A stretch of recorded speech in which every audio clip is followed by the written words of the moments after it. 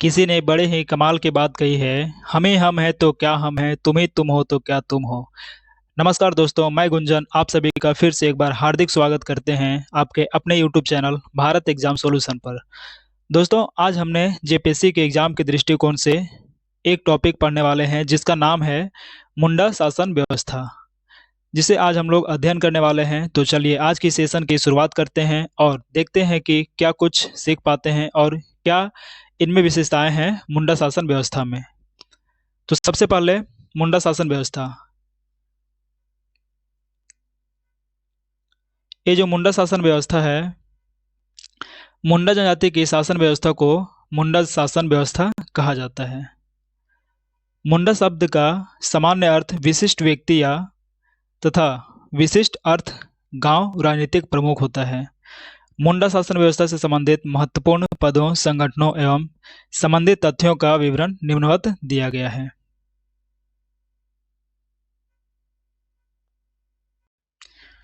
तो सबसे पहला पॉइंट है मुंडा।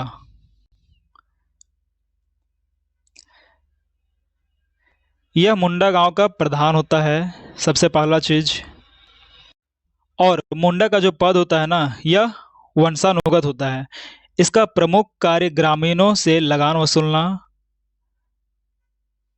गांव की विधि व्यवस्था बनाए रखना तथा गांव के विवादों का निपटारा करना होता है। ये होता है मुंडा का काम। मुंडाओं द्वारा निर्मित खेत को खुदकट्टी भूमि कहा जाता है तथा इस भूमि को निर्मित करने वाला खुदकट्टीदार कहलाता है। मुंडा शासन व्यवस्था में खूंट का अर्थ होता है परिवार। मुंडा शासन व्यवस्था में खूंट का अर्थ क्या होता है, तो परिवार होता है। नेक्स्ट टॉपिक है हाथों मुंडा। यह ग्राम पंचायत का प्रधान होता है। मुंडा ग्राम पंचायत को हाथों मुंडा या हाथों कहा जाता है। अगला है परहा या पढ़ा। कई गांव से मिलकर बनी पंचायत। कई गांव से मिलकर बनी पंचायत अंतर ग्रामीण पंचायत को परहा या पढ़ा कहा जाता है। पढ़ा पंचायत का प्रमुख कार्य दो या अधिक गांवों के बीच विवादों का निपटारा करना है। यह मुंडा जनजाति की शासन व्यवस्था के सर्वोच्च पर अवस्थित है। इसे मुंडा जनजाति की सर्वोच्च न्यायपालिका, कार्यपालिका तथा न्यायपालिका, कार्यपालिका तथा विधायिका की संज्ञा दी जाती है। पढ़ा पंचायत का सर्वोच्च अधिकारी पढ़ा राजा होता है।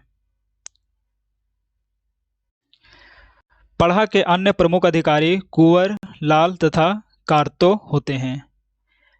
पढ़ा के अन्य प्रमुख अधिकारी कौन होते हैं, तो एक कुंवर होते हैं, लाल तथा कारतो होते हैं।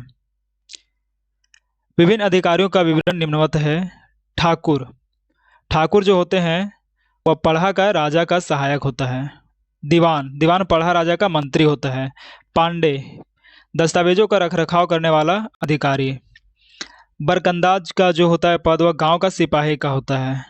दारोगा का जो पद होता है सभा की कार्यवाही का नियंत्रक कहलाता है। लाल जो होता है वह सभा का वकील होता है।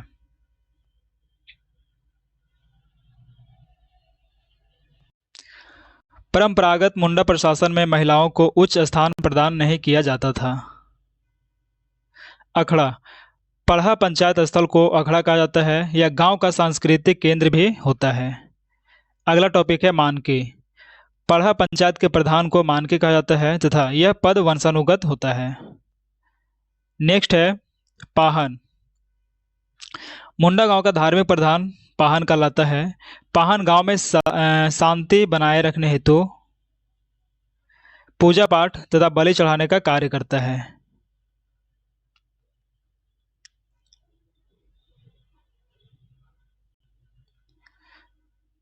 जिसे डाली कटारी भूमि कहा जाता है।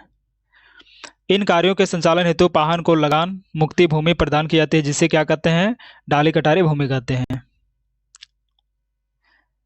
अगला टॉपिक है महतो। यह पाहन का सहायक होता है तथा यह मुख्यतः गांव में संदेशवाहक का कार्य करता है।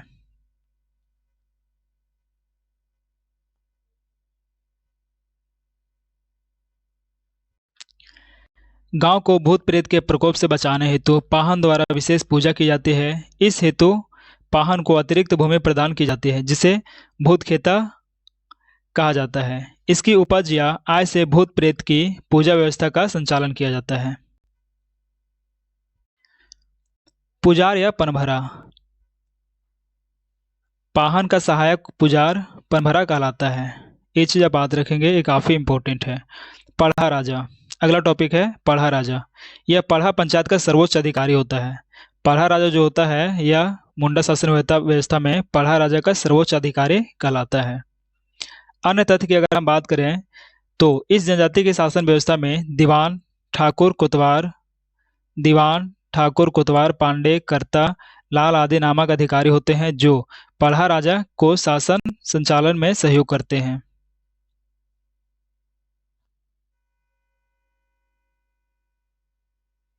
तो आज का वीडियो यहीं समाप्त होता है। दोस्तों, उम्मीद है कि यह वीडियो आपको पसंद आया होगा। यदि आप इस चैनल पर नए हैं और वीडियो को पहली बार देख रहे हैं तो चैनल को सब्सक्राइब करें, वीडियो को लाइक करें और अपने दोस्तों के साथ शेयर करें। धन्यवाद। जय हिंद। मिलते हैं अगली वीडियो में बहुत जल्द।